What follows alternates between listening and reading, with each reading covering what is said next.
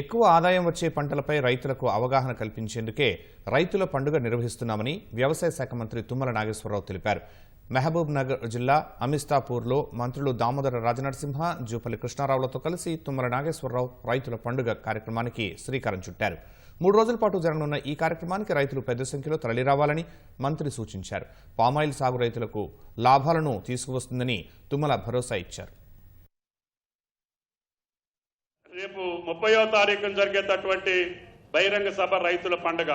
గత 10 సంవత్సరాల్లో వాళ్ళు ఏ రకంగా ఆగం చేశారో, మనం ఈ 10 నెలల్లో ఏ రకంగా ఆదుకున్నామో వేదిక మీద ముఖ్యమంత్రి గారే చెప్తారు.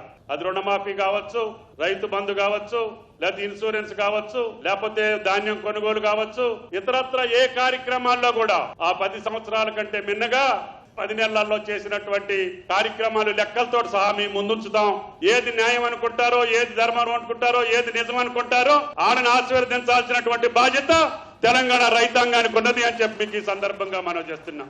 ఒకవేళ మేము ఏదన్నా చేయలేకపోతే పరిస్థితుల ప్రకారం మీ కాళ్ళు పట్టుకుంటాం, మీకు చెప్తాం తప్ప ఎవరికి తల వంచే ప్రశ్న రాదు అని చెప్పి కూడా మీకు ఈ సందర్భంగా మనం చేస్తున్నాం.